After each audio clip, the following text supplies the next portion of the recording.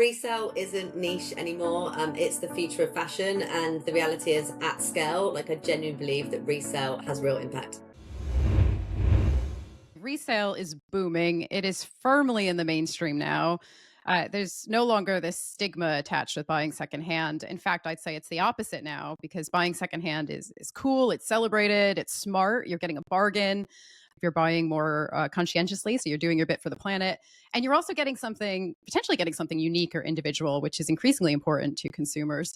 So I'd love to get your take as a panel. And maybe, Katharine, if I start with you, how have you seen customer expectations around resale and sustainability more generally evolve? There's been a real change in customer behaviour. I think there's still a say-do gap. But since 2008, we've had a take-back scheme. Obviously, it's been going for quite a long time. And we definitely shifted the dial back then in terms of how customers looked at their clothes and looked at their items. And we know that customers want to reduce waste, and it's really important for our customers, and obviously with the resale market growing. So I do think there is quite a big change, and it's definitely the right time to make it as easy as possible for our customers to be able to have that opportunity of buying the new and buying the resale.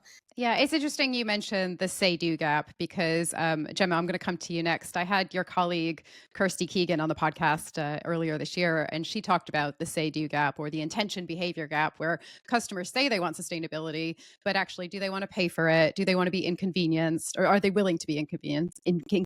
Nobody wants to be inconvenienced. So I think it's interesting that as it becomes more mainstream, as it becomes more accessible, consumer behavior and consumer demands start to change. So, Jemma, I'd love to get your thoughts on this. How have you seen customer expectations evolve?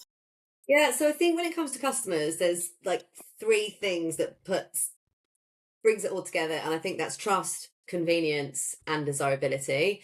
And so when we think about that, like what we do at eBay, so we've invested in trust signals like our authenticity guarantee program for our luxury fashion categories. We've invested in buyer experience. We have to make shopping pre-loved as good as buying new. I think everybody is completely aligned on that.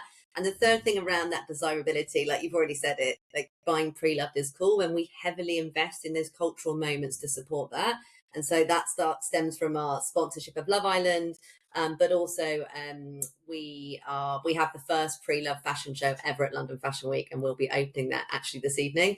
So it was all of these things that we're investing in, I think, really helps to make that pre-love desirable. If you're a brand, get in there, start experimenting. I think a lot of people are sitting on the sidelines, but now is the time to do this. You can see that your customers want it. Legislation is coming down the track, which means you're going to need to be part of it. So don't wait, start learning the lessons now. And it's great that more and more brands of scale, recognize this is part of what they need to do to be, a better retailer, basically. From a resale point of view, we're just getting started. But I think another thing from M&S perspective is that initiative's just one of our M&S Another Life programs. So we call it the 4 R's kind of internally, but it's repair, rewear, recycle, and resell. And it's just, one part of our strategy. But we're really excited to see where this goes.